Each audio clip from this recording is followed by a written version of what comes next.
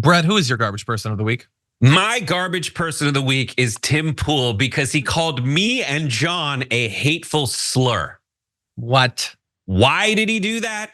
Well, he was watching the damage report and found out that we mentioned him about 2/3 of the way through a Charlie Kirk video that didn't even do that well. Then, after calling us these slurs, he subtweeted us on the same exact thing, calling us effeminate while obviously crying at his keyboard like a little baby boy. So first, I'm going to show you the video that set Tim Pool off, but stick around for this wild ride. Take a look. Men should not date women, comma, because of post-pill clarity and because some women may not fancy you after a week of being off the pill who are on, comma, who are on birth control. And she goes, I'm going to stop taking birth control. And he goes, yes.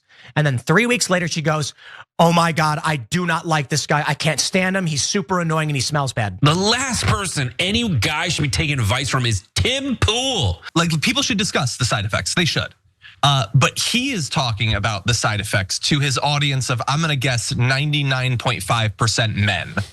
And so you start to feel like this is less about appealing to someone about their own self-interest and more about getting the men to control the women in their life more. Absolutely right. The idea was that there's a birth control side effect that may affect women where after they go off birth control, there's a hormonal change in their body that makes them less attracted or not attracted at all to their partner. And Tim Pool wants to hide behind this argument that it's a risk. I'm just saying it's a risk, guys. So don't date women on birth control if you want to avoid the risk that she'll dump you. Obviously, he is tapping into this weird toxic trait in his audience that wants to find some reason women don't like them. And that reason is purely chemical and based on how women are built, period, right? But this set Tim Pool off and he tweeted us. By the way, I just want to show you, this is the thumbnail. Someone had to either show him or he watches. This is the video that didn't even do well. It's my fault it didn't do well because I chose the subject. But like he had to go into that 9.5-minute video, right? And then he tweets this. The issue with the young Turks is that they hire R words. This one's for you, John Iadarola and Brett Erlich. And then he does this thing that people do when they want to feel smart, where they go deep into like some NIH database, which is basically like, it's better than Wikipedia, but it's just where you put, they accept certain studies into it and then they pull them together and come up with policy. Many people do that. And he highlights like one line where it says, these things may have critical unintended effects on women's relationships. May. And we're it's not a hanging response to our anything that I lives said. on might and doesn't respond to, which is something that you said they should look into the side effects. Yeah, right? I even acknowledge that. Yeah. Again, it's why I always say there's literally no point in us ever giving an inch to the other side or being nuanced because they will never ever acknowledge it because they're constitutionally incapable of doing so. But yeah, he called us the R words like he's a 5-year-old boy in the late 80s. He's okay.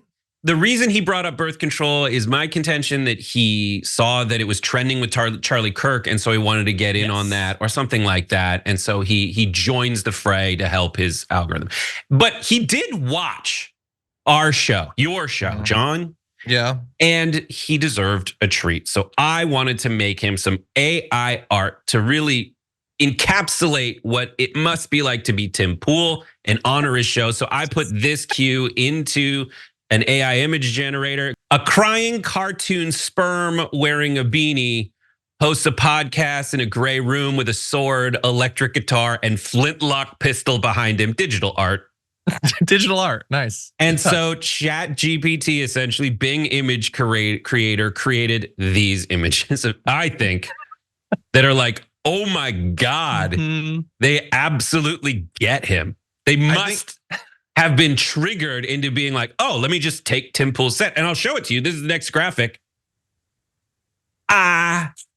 Identical. That is terrible. I love Casper going through his emo phase.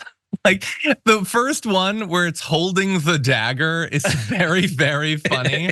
Go back. Because there is such a big gap. Like, look, having a sword in the background of your shot when you're not like if you want to have Sting or something, that's fine. Having a random hot topic like samurai sword is stupid.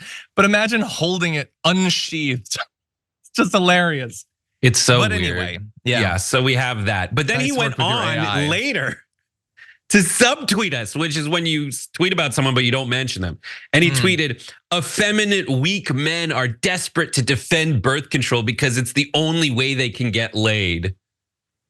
What is I don't want to being made here? Listen, Google it. Just Google. Yeah, look, Google. Clear. Okay, well, yeah, okay. You might not want to go to a certain area.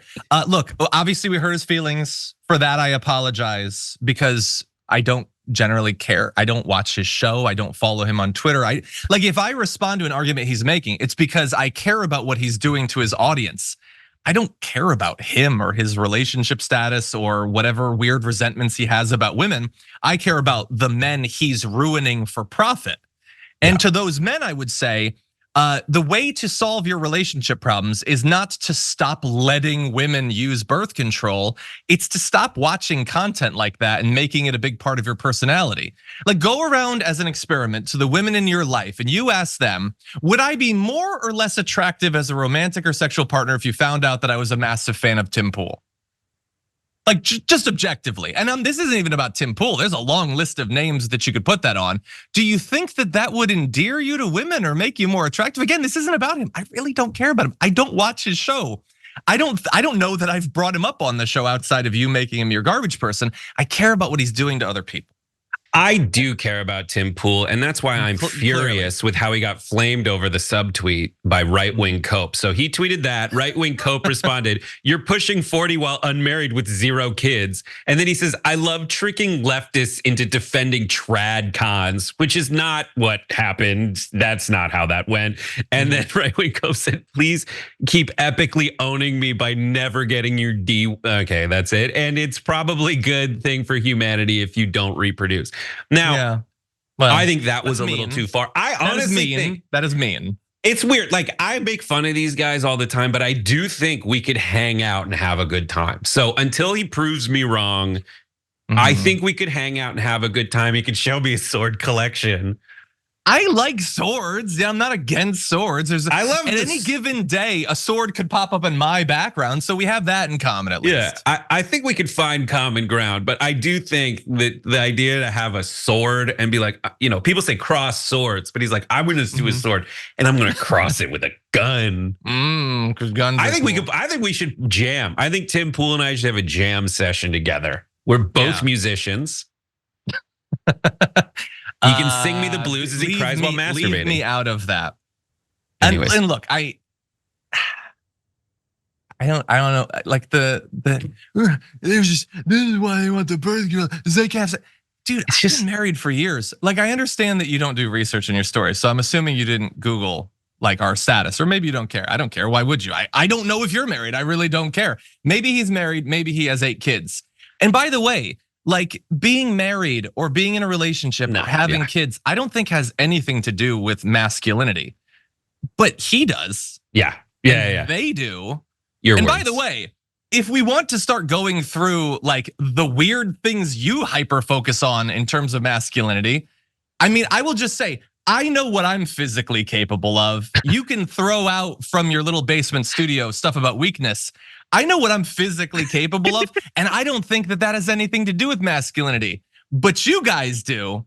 So I'm just saying, on all of these metrics that you consider super important for an old school alpha male or whatever, we're perfectly happy. Brett's not saying it. Brett's been married for years too. We don't have these concerns. We're not a ball of anxiety and jealousy and entitlement. We have happy, successful relationships. So I don't know, like, if you're a big fan of that sort of content because you think it will help you to achieve these things that you want, maybe these are not the best role models for you. Yeah. Maybe, I don't know, maybe look in a different direction. I don't know. Brett's wife is posting comments in the chat. So anyway, feel free to watch those too.